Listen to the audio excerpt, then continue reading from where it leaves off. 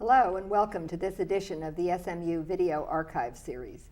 In this series, we interview members of the SMU community who can provide insight into the history of SMU, especially from the perspective of their time at the university. I'm Pam Lange, and today we have with us former Associate Athletic Director George McMillion. Welcome. Thank you. Great. Tell me a little bit about your growing up. How did you get to be doing what you did when you were at SMU? Well, I grew up in Kansas, Coffeyville, Kansas, small town, southeast corner, and played sports, but I took swimming lessons when I was very young. And when I got to high school, the swim coach says, we got to have you come out for swimming. So I went out for swimming, and we won our first state championship that year, and the next year, and the next year. So I got hooked a little bit on swimming, and that sort of set me up in the life I ended up having. Because you became a swimmer and a swim coach. Yeah, I didn't have any idea I was going to be a swim coach. No. Even when I went away to college. In fact, when I came to SMU, I was in engineering to begin with, and I thought I would be an engineer. But instead? I had to study too hard. Engineering. I lasted about a year and a half, and then I took a semester where I tried a lot of things, and I think down deep I knew I wanted to be a teacher. Always wanted to be a teacher. My mother had been a teacher. And after 2 years, I transferred into the physical education department and found out that's what I wanted to do. Okay, now how did you get to SMU in the first place? You told me kind of an interesting story about it was that. It interesting. wasn't meant to be. I mean, it was meant to be because it was kind of a Well, magic. I really think the good Lord wanted me to come here, I guess. But I really was recruited fairly well out of high school. I'd had a pretty good, successful high school career. And I was going to go to school at Michigan. I actually spent the summer before my senior year with a Michigan coach at a camp in Canada. Okay. And my dad was a doctor and very happy that I'd picked Michigan because it was really a fine academic school.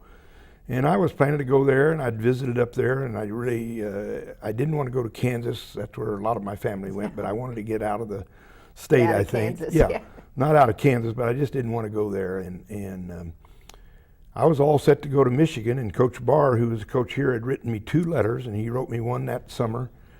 And one other boy was coming down to SMU, one of our other good swimmers, Bobby Bolin. And with about a week and a half before school, I'd got a nice letter from Coach Barr, and I decided to come down and take a look at SMU. He wrote good letters and everything else, and I'm not sure why I did, but Bobby and I drove down because Bobby had never seen the school. And I visited down here and went back home 5 days before school started and told my dad I wanted to change my mind, which What did he say? I wasn't sure how that would be accepted. And I think if he'd have told me to go to Michigan, I would have gone to Michigan. But he said he'd sleep on it one night and talk about it the next morning. And we got up the next morning and talked about it. And he said, it's your decision. Whatever you decide, I'll back. And I called Coach Barr and asked him if he could get me in school because I hadn't even applied. Oh my gosh. Nowadays it wouldn't work. No. But he said, George, if you want to come, I'll guarantee I can get you in school. And what year was that? That was 1950. 1950. Came in the fall of 1950. Tell us a little bit about Coach Barr. And I know I've heard his name. I knew his son Bill. And what about Coach Barr? What kind of he must have been a pretty charismatic character. He was very, very much so. He had everybody's respect without any trouble. He was not loud or anything like that, but we didn't fear him, but we didn't want to get him cross at us either. And just really a fine person, really was. I think everybody had ever swum for him loved him and thought the world of him. I was very lucky to have 3 male people in my life. My high school coach was also an excellent person with kids and did a good job. And then Coach Barr did a great job with me and with every one of his swimmers. And then my dad was a very strong influence too. So you had 3 great role models, and that. No doubt. And well, what was SMU like in 1950? Is sort of different from it is, A little different it is right now. I don't think I could have gotten in school when I didn't say anything about it till 5 days before. But it was still the same. It was a very good academic school. Great kids came here. I couldn't have been happier. my visit down here, I ran around with two of the kids that were a senior and one who had just graduated. They were both working as a lifeguards over at Dallas Country Club. Okay. And they showed me around the 2 days I was down here. I'm sure that had an influence on me because I really hadn't even thought about SMU and being a #1 choice of mine. And really didn't know much about it. I don't think it had the academic credentials that it has now. No, certainly not. My Michigan. dad didn't really know about it. My dad had graduated from Vanderbilt, which SMU and Vanderbilt are a lot alike now. They are. And but he still said, you go where you want to go. But they seemed friendly and nice and everything. Very much What was so. it like competing in swimming at that time? Were you in the Southwest Conference? Yes, Was that in the okay. Southwest Conference. And it was a big jump from high school and all, but luckily Coach Barr had started the program in 1947. They had had a little bit of a program before then, but not much. And this was 1950, 51, and 51, 52 my sophomore year. And in my junior year, we won the first Southwest Conference championship we ever won, and we won it again my senior year. And I was lucky enough to be the captain my senior year, so it meant a lot to me. So sports were always big on the Hilltop. So Very swimming much has so. been a wonderful sport. Yes, here. it has been. And again, Coach Barr is the one that made that happen, coming in 47, and we hadn't been a lot 47 through 50, but by the time 50, we won 2 championships. Then we lost 2 years, but then we won 23 in a row, which no other school in the country in one conference has ever done that. Wow, that's amazing, isn't it? Yes, And it is. did any of these people go on to Olympics or anything like that? Yeah. Yes, yes. We had Olympian just about every year. And I know after I took over, when Coach Barr died and all, I took over, I had Olympian every year, at least one. Wow. Yeah. It's really must be rewarding to look back on that. Very much so. I say it turned out teaching and coaching was what I wanted to do, so I couldn't have been happier with the decision that I made at that time when I look back on it now. I know I teach a lot of students who are athletes, student athletes, and the students in the non-rev sports like swimming and track and all of that seem to be so devoted, and I know you must have been too, or maybe not so much, but they are. I mean, they work so hard because they have I to had a get lot up of fun in college to start with. Okay, but, good. they are. The swimmers, I think the swimmers, the golfers, and the tennis players have no problem with studies. Part of that may be because I think most of them come from parents that are college educated, where some of the other athletes don't have that background. I never had any problem with any of our students. That's not meaning we didn't have a few of them have bad grades every once in a while, but they picked it right up. Right. And that just wasn't a problem in swimming at all. And I don't really think it's a problem with many of the sports, even football here at SMU. And that's mainly because we just don't take anybody in. We take the ones that are qualified. I think any kid at SMU lets in can make it if he wants to. Now, when you were an athlete at SMU, did you have what they call a full ride? Did you have no? No. We didn't have them. Didn't have anything like that. No, we in didn't those have them days. for a long time. I think when I came, there was probably about 3 scholarships in swimming. And I know I didn't take over till 71, and we still only had about 5. So we didn't. And luckily, my dad was a doctor, and that wasn't important. The little boy I told you about, Bobby Bolin, who came with me, had no money whatsoever. His dad had died, and he did have a scholarship. And there were 3 of us that ended up here at SMU. The other one came a year later from the team that had won the 3 championships at Coffeyville. So you graduated you had that little stray trip into engineering, so it took you said took 5, me an extra year. An yes. extra Yeah. year. And then what happened? Probably could have got out in 4.5, but I had gotten married right after swimming my 4th year, and my wife was working hard, and I was going to school and having a good time. And intramurals were always a big part of my life. I worked for Coach Barr in the intramural program all the years that I was here, as well as swim. And so I really had a good time my last year and took a few extra courses, and I think it really did help me. And then you told me you went in the military. And yes. What did you do in the branch in that branch of what branch of service did you go into? Graduated in '55 in May, and went into the military October 30th of '55. So after working the summer and teaching a month and a half of elementary school in DISD, I headed off to the military, and I went to Little Rock, Arkansas. It was a brand new base. I was one of the first 500 to 1,000 people that were there. We had very few facilities, but they were building them while we were there. And after 2 weeks, the head of the base called me in and he said, I looked over your record and we need someone to start special services. And I was in communication, which I didn't do anything for 2 weeks. Oh, really? So I just told him anything to get me out of communications, I'll take. And then I asked him, what is special services? Well, when he began to explain it to me, I realized it was a glorified intramural program plus other responsibilities. And he put me in charge of it as a 23-year-old and a second lieutenant. And they assigned me the airmen and the sergeants as they could. I started out with one sergeant, and then I had another one, and I got 7 airmen out of airman basement, and I probably ended up with about 20 people working for me. Mm-hmm. And so you were to set up the same thing you did here. So the intramural part was 100% like what I did here with intramurals, and when I helped Coach Barr, and it was all athletics, which I really liked. The new things for me that I had to learn a little bit about, we had theater. Yeah. Oh, theater. And we didn't have it when I was there, but it was built before I left. So we showed the movies after supper in the dining room. Oh, that you did that too. That was your job. And then I ended up with a base library later on. So we had to I had a sergeant in front of the library, one in charge of the theater, one in charge of the swimming pool, one in charge of automotive shop.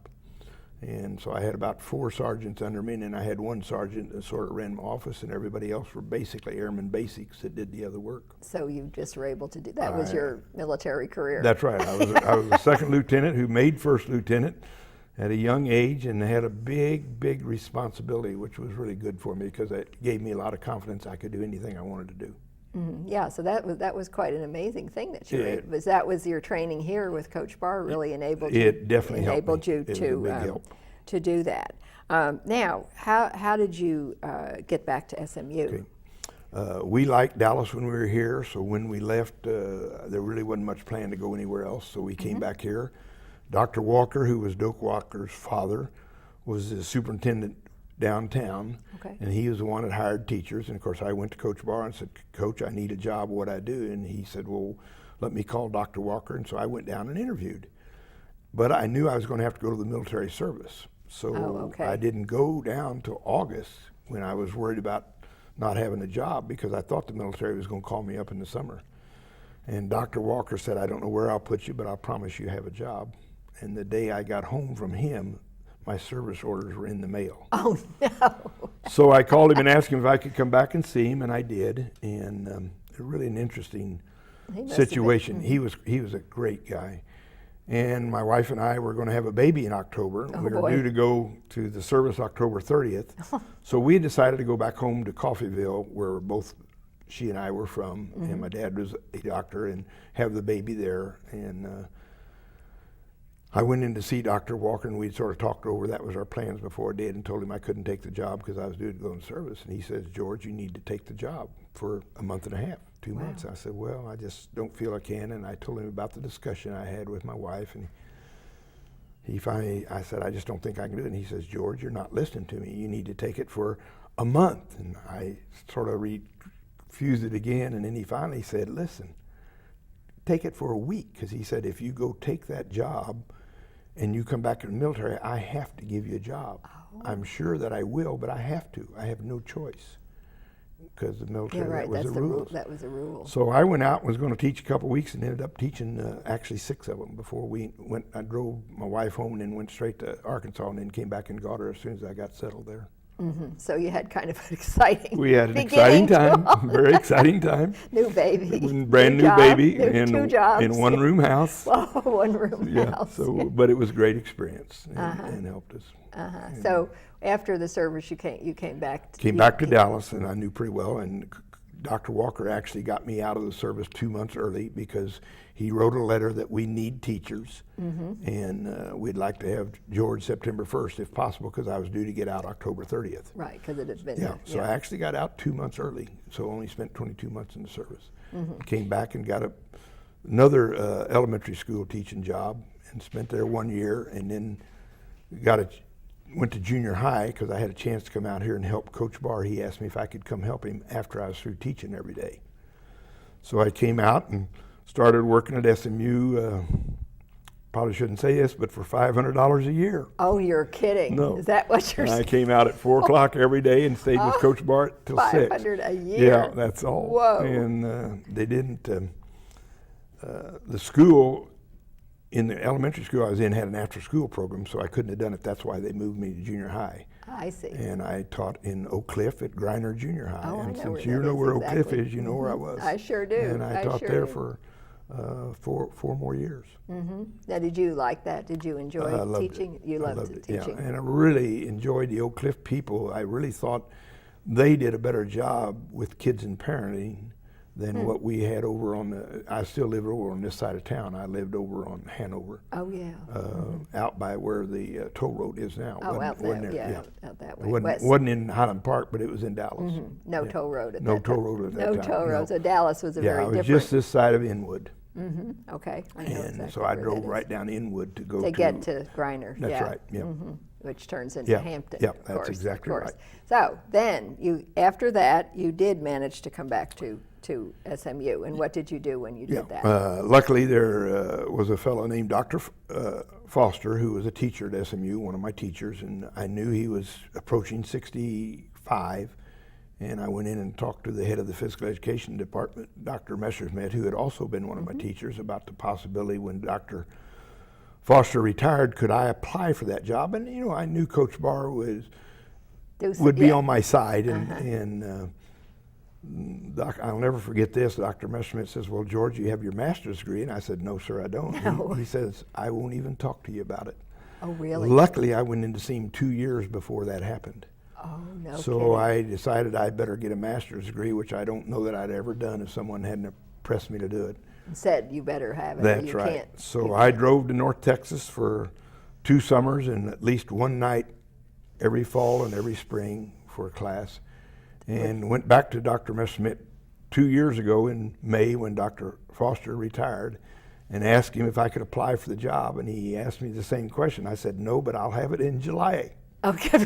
So I finished up my last 2 classes and applied in July and got the job. And I got a physical education job, which was my main pay. And then That's what you wanted. yeah, Now, I'm sure the pay was more than $500. But maybe it was not more that than much 500, but it was. I hate to tell you what it was. It was 5,000. Oh my gosh! That's a lot So more than isn't that 500. something? Yeah. You know, that's Yeah, amazing because when that's- I started, it was 7,500. Yeah. But I was a teaching fellow, Yeah. and we thought that was bad. You know, Well, I so- lost 1,000 by coming to SMU. From the which was school, hard, that's- yes, than from the public schools. Of But course, it you probably turned didn't out even worth it. feel poor at the time because things No, were we so. were doing okay.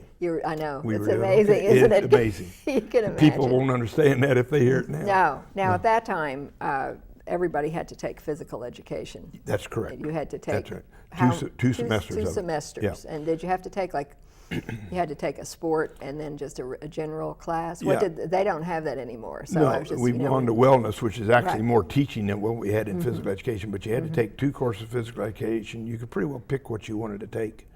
You did have to take a swim test. If you didn't pass it, you had to take a swimming class. Oh, really? And that went all the way to the 60s. No kidding. Yeah.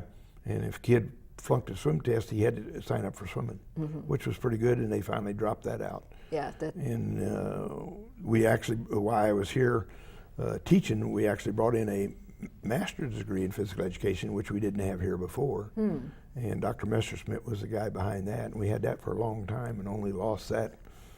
Right. I wonder. I can't tell you exact year, but it was here all the time I was teaching. It was here the whole time when you were there. Yes. And I taught, when I got the head job in '71, I was still teaching. And I was intramural director, and I had to drop that part of it. I was just teaching more classes. And I coached for 2 or 3 years, and then told them they needed to make their mind up whether I was going to be a coach or a teacher. I just couldn't do both. Can't do both No, because you were just too much time. the main Head swim coach. head coach, and 70 plus trying yeah. to teach. That's right. So what years were they? That started. Coach Barr died in 1971. He died that summer, and I got the head job offered to me about middle of July of that summer, and started teaching the next year. And I mean, started coaching the next year, and I still taught. I mean, you can't do that. It's too much. Pretty hard. You know, You it was could, hard but- then, but Coach Barr taught all the time. He was the head teacher. He did? Yeah, that was just part of the system then. I mean, the number of people in athletics then was probably 20% of what we have now.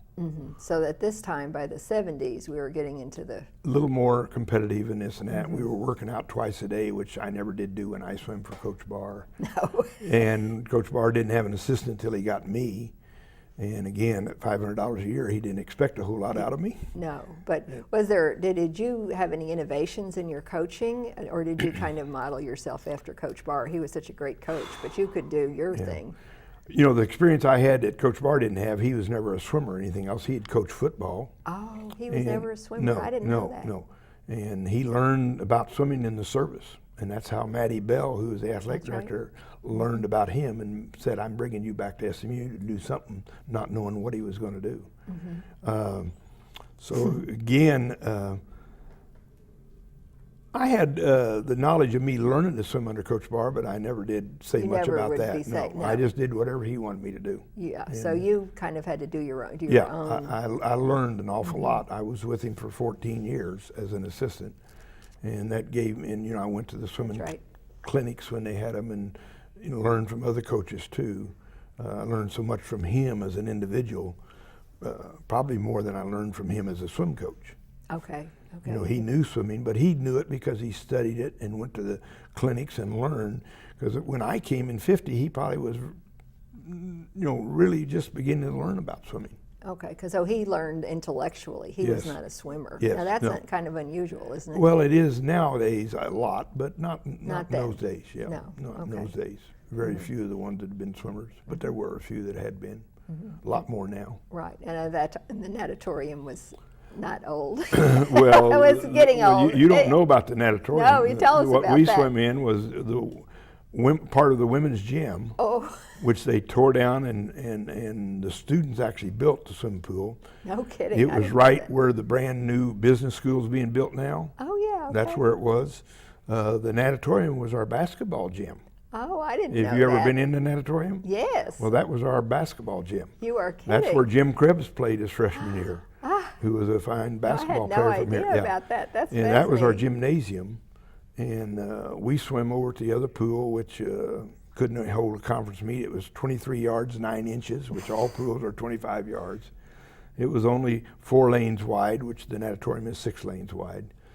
And thanks to Dr. Willis Tate, when they built the new basketball arena, Moody Coliseum, Dr. Tate came to Coach Barr and he said, would you like to have a pool? And of course, we were so excited. What year was that? I'm going to say I can't remember. 56. Whenever, okay. It didn't happen until Moody opened.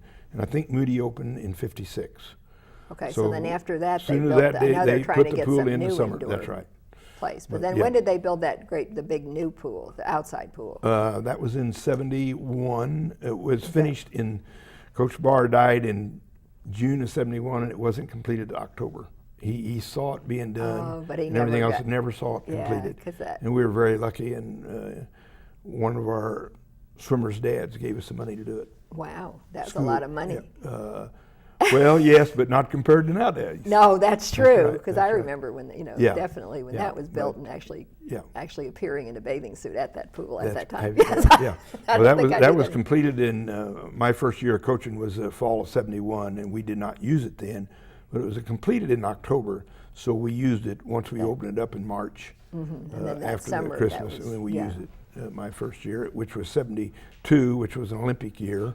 And it was a big help to us. I guess. And what about diving?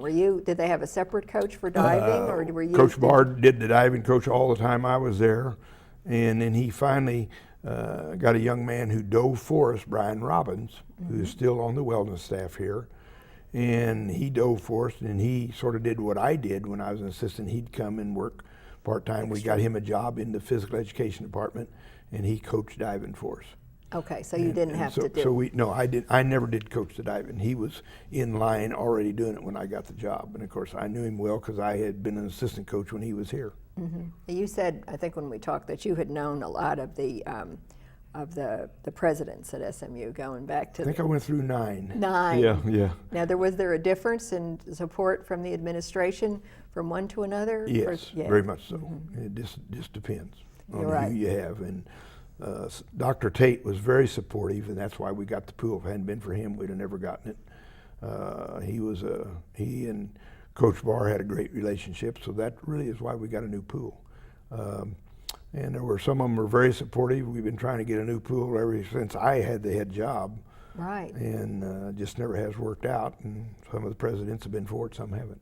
What about the faculty? Sometimes the faculty will say, well, we shouldn't be supporting athletics so much. Yeah. We should have, did you ever have any problems with that? Or I hear that because I'm on the faculty, but yeah. I don't. I have very know if little you problems with that. I never had any. I kept, if some of my students were having a little tough time in a class, I wasn't afraid to at least find out from the faculty member what they needed to do. I would say, I don't know what percentage, but I'm going to say 75% of all faculty at SMU are not against athletics. I think you're right. Yeah. There's just a I few. think it's a few, and the more vocal few. That's right. But a lot of that, it depends on the president. That's Because if true. the president is 100% behind athletics, which I think Dr. Turner is, I don't think you hear much from the faculty right now. No, I mean, And you hear that when they have a chance to be heard. right. Some people really think we should have just get rid of all the teams. Yeah. I know, but that's be just a few. Yeah, I think that's a real minority. I think most of the faculty, all the time I was here, was very supportive, and of our program for sure. Yeah. Now, in my experience, we were talking earlier, the athletes are really the most disciplined, the most dedicated to their studies. I could name incredible swimmers and other athletes too, that are not. They're great. I mean, they may have to go to competitions, and I think the faculty doesn't like that. They'd rather they didn't, but they have to. Right. You have to give them an absence, but they make up their work or do it before, and there isn't a problem. And I think people are. I know the cooperation with the faculty in athletics is now more like the faculty senate. They've had committees with athletics, and they really understand that, and they really work to get it so it works for the students. Yeah, and I don't think I ever had a problem with that. Again, my students were dedicated. They knew why they were here. They were here to get an education. Swimming was important, but not the most important thing. And I just never had any problem with any teachers on that, and never did have a kid come tell me, well, the teacher gave me an F because I missed a test. Never had that. No, that's so good. I'd say, and again, I think the kids, the athletes are smart to ask other kids who should I get and who should I not get. Well, that's true. So that probably helps a little bit, because there's helps. always a few instructors you heard about, and I wasn't afraid to warn my kids when they were freshmen, be a little careful before you get this class. Well, that's good. Yeah, because really sometimes it's true. There's a few.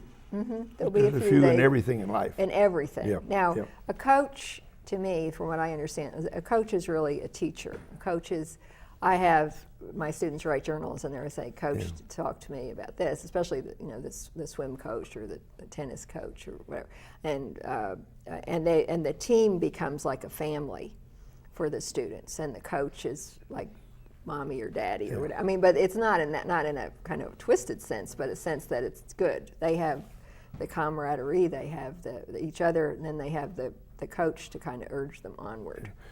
And it seems to be like the best kind of relationship. No doubt about it. In swimming, we had as strong as fraternity as you had. You didn't have to be in a fraternity. Right. I was in one, but you didn't have to be in one, because they were my strongest fraternity was the swimmers. Coach Barr was definitely a teacher first and a coach next.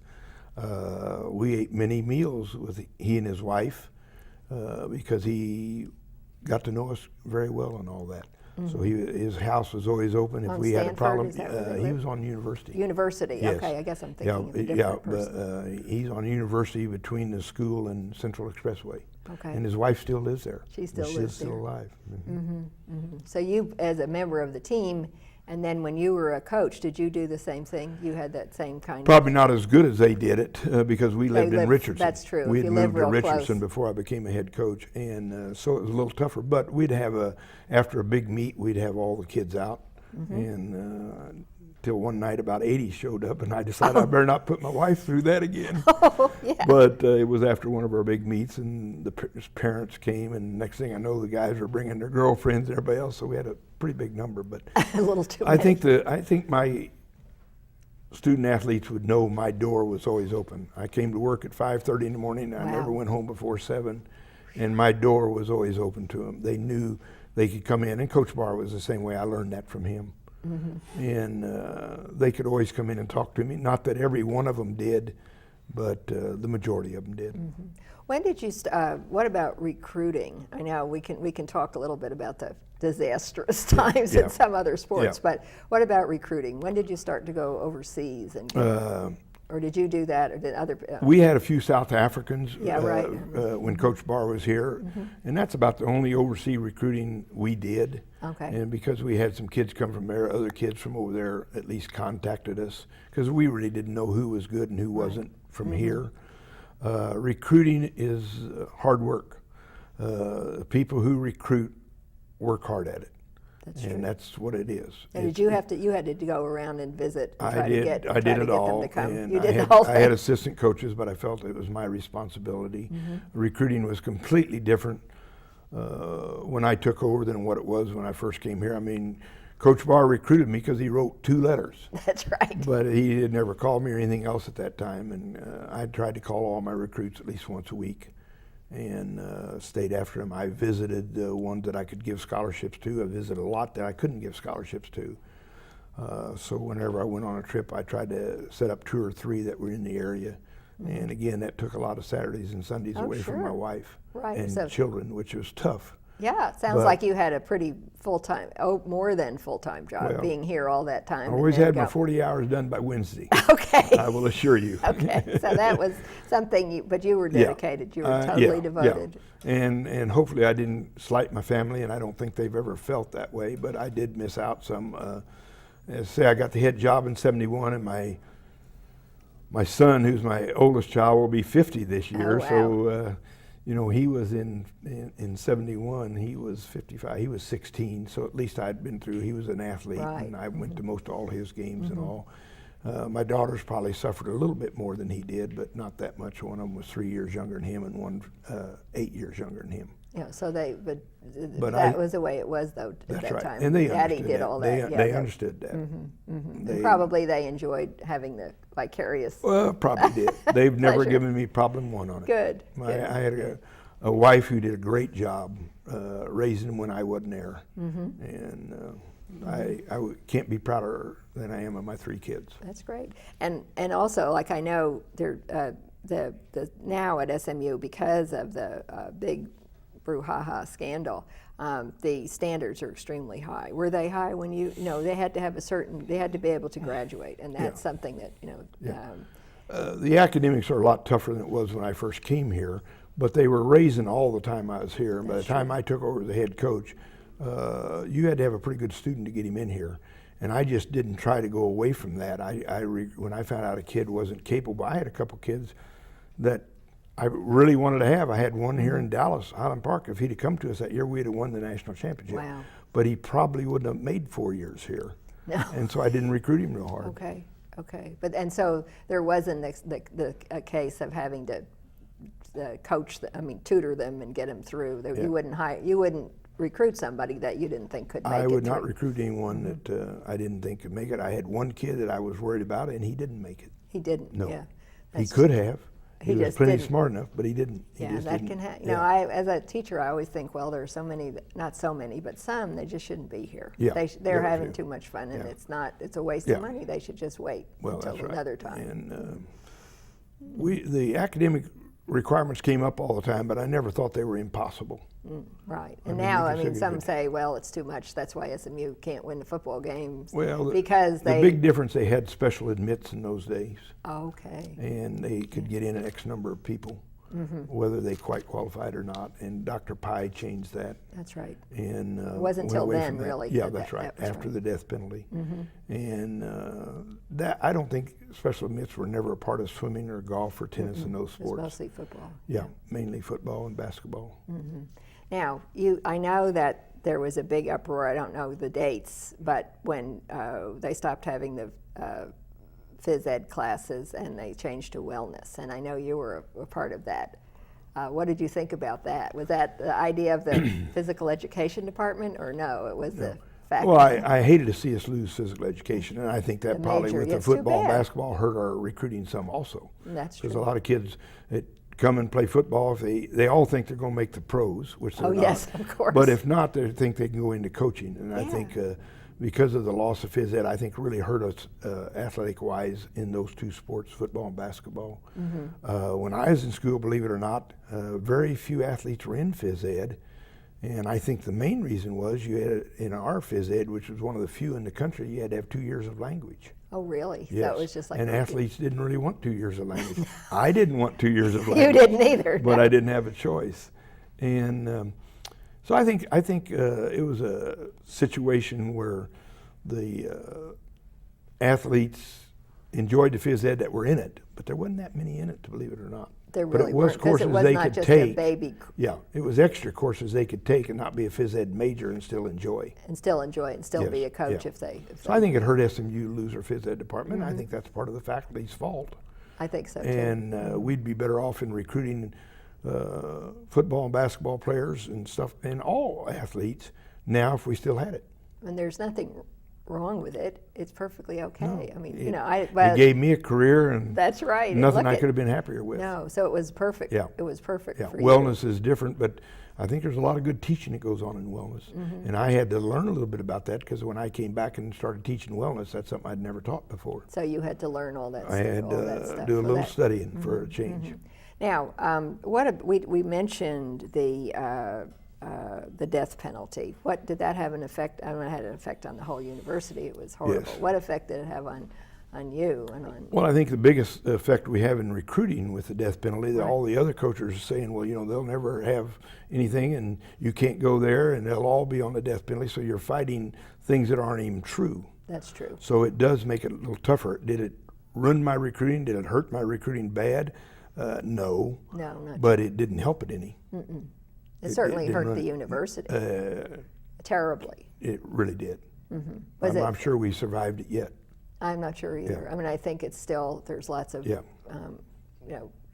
things, residuals Yeah, left. it from was a that. shame. I think we were a guilty party. We were sure not doing anything a whole lot different than a lot of other schools. And when we got the death penalty, it was because we were on probation and then had a problem again. So it was like, And they like said, third and- time you're yeah, out. Yeah. Right. They said I know the if you- newspaper guy asked me what I thought of it, and I said, I'll say this: if we get the death penalty, when we got it, nobody else will ever get it again. And that's and true, I'll 'cause- say that again right now. I don't think anyone else will ever get it again, and that's not right, but It's not. because they gave it to us. And that, of course, it caused tremendous reverberations throughout yeah. everything throughout Yeah. the university. It was terrible. Yes, it was. And as far as getting back to where they were, of course, you don't want people cheating and That's right. paying That's right. athletes off. What about that? And then I want to talk about your years with, a couple of years with Mr. Copeland.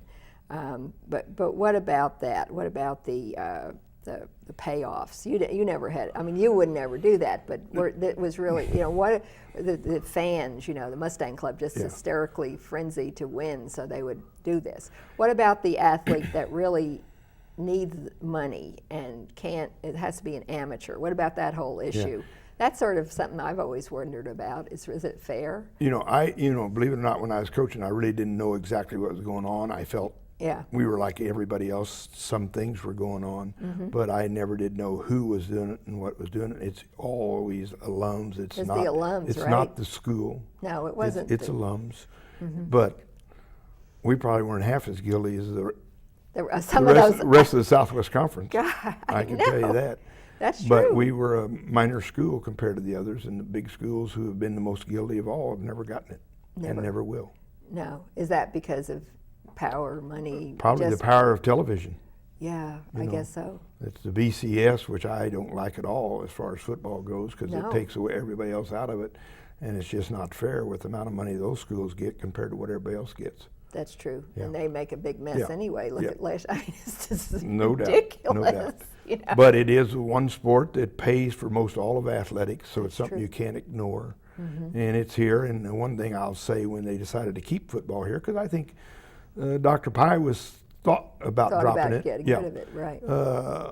Texas high school football is the biggest thing in the country, and it would have been a mistake, I think, for SMU. And I think if you lost your athletic program, I think your recruiting would be hurt. Yeah, I think so too. Yeah. Now, what about Title IX? I know there's a women's swim team and a men's swim team, and there's a women's track team. There used to be a men's track team, and I was very sorry. I mean, even though I'm a woman, I was very sorry to see that go, and wondered what you thought about that. Did that affect you at all? Well, it sure bothered me, because we dropped the program. It's won more national championships than any other program we've ever had, and that makes no sense to me whatsoever. I know. When I asked them question, was told why we dropped it, it was strictly, I think, more a Title IX situation than it was money-wise. And it made a little sense that way because of how many men you took out of the picture, because of track actually is 3 sports. It's indoor track, outdoor track, and cross country. Okay, and so that's, where I thought track was only 9 or 10 athletes on scholarship, it counts as, I think 33 was the figure I had. And so you took 33 scholarships away from men that you didn't take away from women. So that made it a little easier for us to stay within the rules. I got 2 daughters and 1 son. I'm all for women athletics. I'm all for Title IX. I do think it's been a little bit overused. I mean, in other words, if you took football out of the picture, since there is no women's football, no, that's true. then Title IX would be all equal. You'd have as many men's sports and women's sports and all that. The other sports and men are suffering because they did not take football out of the picture. So and that's if they'd have done that, and that's your money maker. And I guess I'm one that, you know, if women were bringing in as much money as football brings in, then I'd have no problem whatsoever. And I don't have a problem with what's happening. I'm all for women's athletics. I think it's been a big help to SMU. Yeah, I think so too. I mean, I don't have a problem with that. I just hated. I had students that were on that track, men's track, and they were heartbroken. It was terrible, and it was an awful, you know.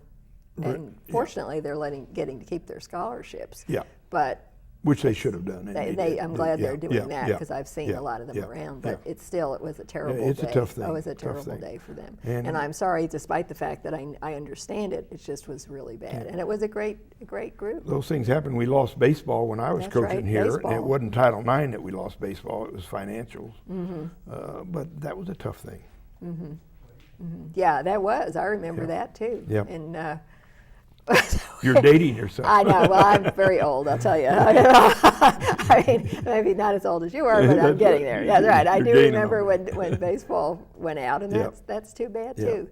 Now, what about you talk wellness, and then you were the 2 years you were associate athletic director. How did you like that? What was that like? Let's kind of talk about that. It was very enjoyable, believe it or not. I never wanted to be a principal when I was in elementary school and junior highs. I wanted to work with kids. I never had any desire to be an athletic director or any of that, but Mr. Copeland had talked to me once about a job which I was not interested in, and told him that, but I told him if he ever got a job that I'd like, don't be afraid to at least contact me. And I knew pretty much what that would be if it came up, and we did get together a couple times, and he did mention the job where I would have all the coaches, with the exception of football and basketball, they would report directly to him, and all the rest of the coaches would report to me. And that was the job I was looking for, because I felt I had a lot of understanding of their frustrations, if they had them, and I thought I could help that. Okay. So I went to work at 66 for Mr. Copeland and stayed till I was 68 in 2 years, and I enjoyed it. I could have stayed a year or two longer if it had worked out, but it didn't. I loved being an athletic director for 2 or 3 years. I probably I wouldn't have done it for 10. I mean, that's a hassle. Yeah, well, it is, but it really wasn't bad with the part I had in it. I think Mr. Copeland's job is very tough. I think so too. Yeah. So what do you think will happen, speaking of not with Mr. Copeland necessarily, but with the whole situation, with the winning, you know, we have to win. Whose fault is it? It has to be Mr. Copeland. Well, main thing is football and basketball is where you got to win to draw the people back. That's true. Our other sports are doing really pretty well. Oh yeah, not all of them are perfect, but they're doing pretty well. We've got to get football and basketball back and winning. I think there's a chance of that. I think we can still get the students in that we need. It's just a matter of getting the right recruits. And I think it's tougher because of what happened to us. But I think there's a chance of that. Should we have built that big stadium? Well, Yes. Yes, okay. Okay. One thing I'll say, I think getting it built was a big. Well, it said we're going to have football, and I think that happened in Dr. Pye's That's time, true. didn't it? And here was one we weren't sure exactly how he felt, and thanks to Gerald Ford and Right. a whole lot of other people, I think it was a big help. And if we ever get back where we can win a little bit more, I think people will come back and it'll help us. At least you have a place to go. That's I mean, right. You don't have to Yeah. go to. And it's a beautiful I remember stadium. going to Texas Stadium, Yeah, and Cotton Bowl, Yeah. you name it. To, Yeah, well, I went to the Cotton Bowl from day one, and I Yeah. really enjoyed going to Texas Stadium. Yeah, Because well, we I did worked too. for the Cowboys out there for Oh, 20 you did? years. Yeah. You work. What did you do out there? I was You have more things I you was do. a spotter for Vern Lundquist. Oh, you were. Yeah, do you know that name? I certainly Yeah. do. So I'm really old. I spotted told the you. Cowboys for 20 years Wow, on Sundays. you did. Uh-huh. Hey, that was pretty good. Yeah, it So you were was. a busy boy. Well, athletics have been a big part of my life. Now, did you keep swimming? No. No, no. But any others? Are you like Well, exercise? I freak, or- played softball, fast pitch softball till I was 45, and then I actually played slow pitch softball and went to the national championships when I was 56. Whoa. So I've played some sports all my life. I'm not as active now as I was, but and got more time to be, but I'm just not. But athletics has been a big part of my life, and I love it.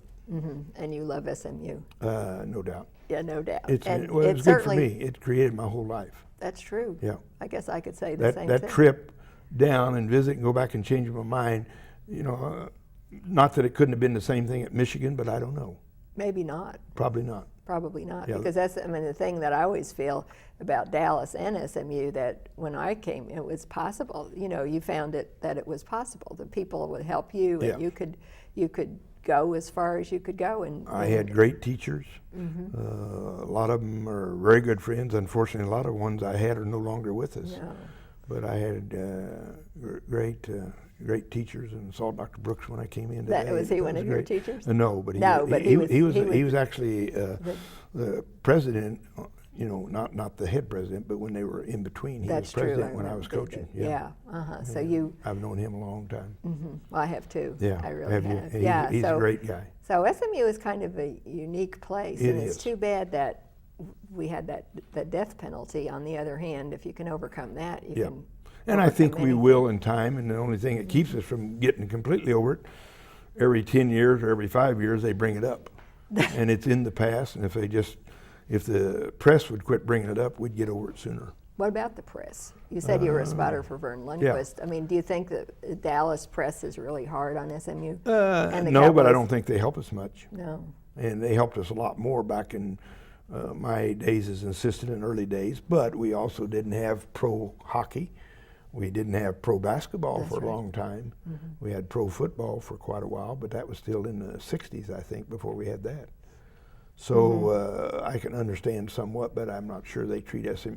They don't treat SMU as their school here in this city. No, they don't. Like No. today, they won the basketball game, but it was Yeah. on page 10 Yeah, and yeah. a tiny little thing. Yeah. Yeah. I don't think they do right by us at all. No, and even when they're announcing the games, they're mean too. Whoever does that, there's something about it. I think they think, well, rich kid schools, too bad. Yeah, we have to learn to work with them better. They were good to me because I got them to sponsor my Dallas Morning News swim meet. Oh, you did? And No kidding. Were that's you why the one that did that? I sure was. Wow. And I knew by putting They still Dallas have Morning that, News right? on it, we'd get publicity, which we did, and we still do. You still do. Yeah. You still do. Yep. It must be Yeah. wonderful to look back on that program. That was one of my better creations. Yeah, and look back on the whole thing. Yeah. What is the thing that you were most proud of, you think, in all of your career? As far as the coaching goes, the thing I'm most proud of is what the kids have done after they got out of college. Okay, and what That are they those got some their of those? education, and well, I mean, not that I averaged this many, but close to it. I bet we had about 3 doctors and 3 lawyers every year that we graduated kids. Wow. We had an awfully big squad of about 60 kids, and we only had about 5 scholarships, so you can see how many of those paid their own way. When women's swimming came in, I had to cut 12 swimmers, and that was the hardest thing I ever had to I'll do. bet. But we got down to about 35. But we always have a big squad, and they still have, I think, about 25 now. And then the women have. Women have about 20. 20, 25. I think it's easier for men to be a walk-on, non-scholarship person in athletics than it is for women. Probably so. Yeah. Although women athletics is getting awfully strong. I mean, they're such good athletes now compared to what they were 15 years ago. Yeah, really, they're just tremendous. unbelievable. I mean, even when I first came back to start to teach again, I was about 92, and I had Martina Markova, and you know, I mean, athletical American. I mean, she's probably the best one we've ever had, as far as she was the most powerful young woman. Yes, she was. 18 years old that I Not think I've just ever a swimmer. met. She's powerful in the classroom and everywhere. Oh, everywhere. Yes. Yeah. And Goose, remember Johansson? Yes. Yeah. Goose, I had him too. Yeah, well, and a few others. Yes. Yeah. Goose was one of mine. I know. Oh, was it Goose amazing? He was right here after I got through. Yeah. Yeah, I got through in '88, so he was actually not That's here. right. But I know him well. But I had him in class. Yeah. When I had wellness, some of the teachers weren't really enjoying the athletes, so I asked them to give them all to me. So I had all the athletes. Well, I love those kids, and he was a wonderful guy. He was a great guy. Goose. He's still, I guess, around. Yeah, but and he's doing well. Now you told me just before, believe it or not, almost through an hour, but you told me about a great honor that you're going to get. Could you tell us about that a little bit and what's involved? I got a piece of paper about 3 weeks ago and got a phone call on it that I'm going to get elected into the Swimming Hall of Fame. Whoa. Which is a pretty good recognition. I guess so. Now, where does that? It'll take place in Fort Lauderdale, Florida. Well, that's not shabby. Yeah, I'm going in September.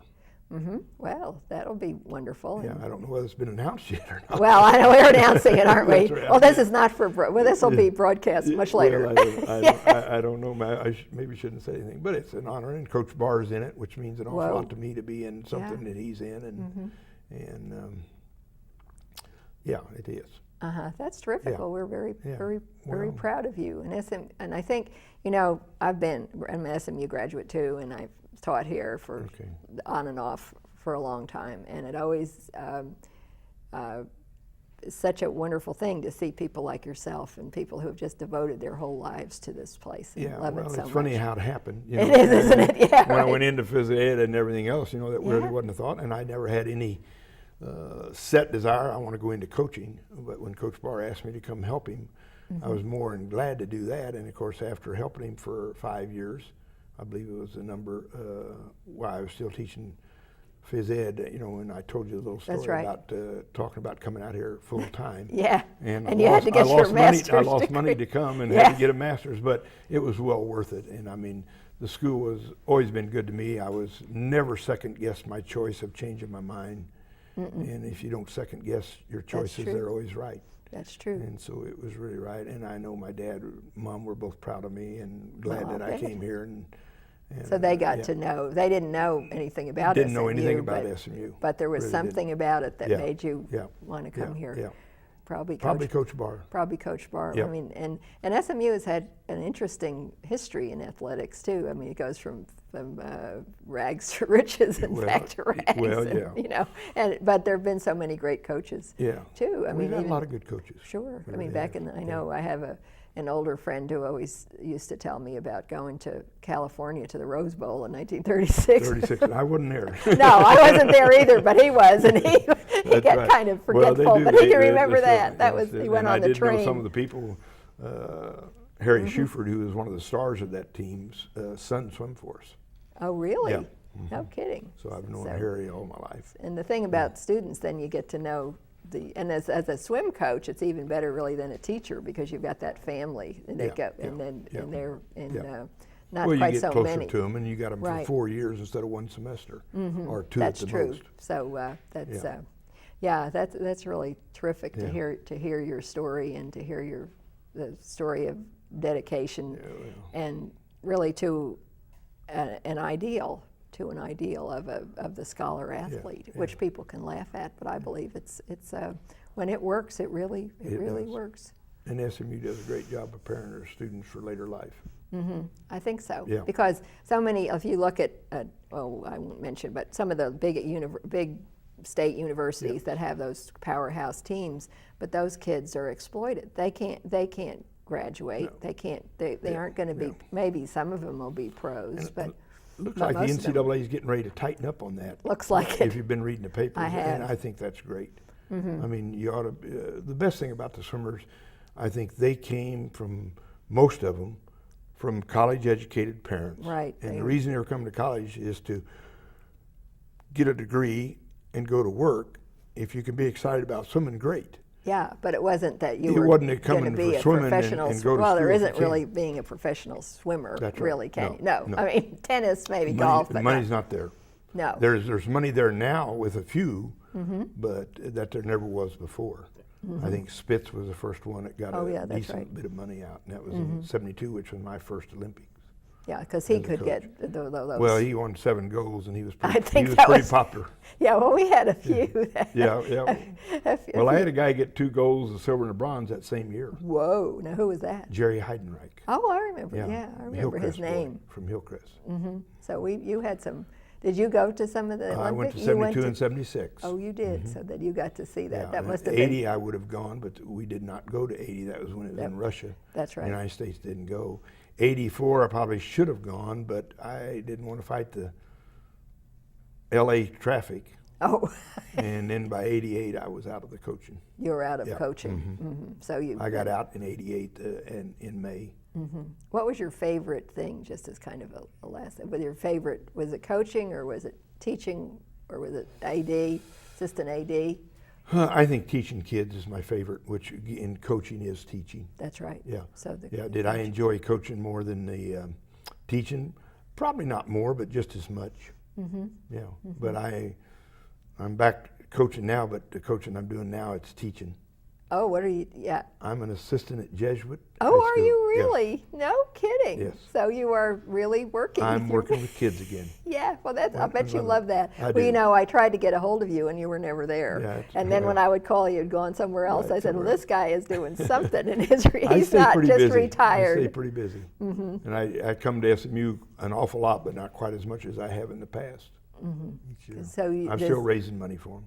Oh, you are. So they're I never raise going to. money for the Mustang Club. You never going to get rid of you. Probably not. No. And how do you like dealing with the young kids again? I love it. You love it. Love it. So that you Yeah. know, the Puritans talked about a warrantable calling, Yeah. where you would find the best thing that you could do, Yeah. and it looks like Yeah, you did that. I did what I wanted to do. Well, I am so glad that you came and we got to talk. It's been wonderful. Thank you so Pam. much. Thank you. Great.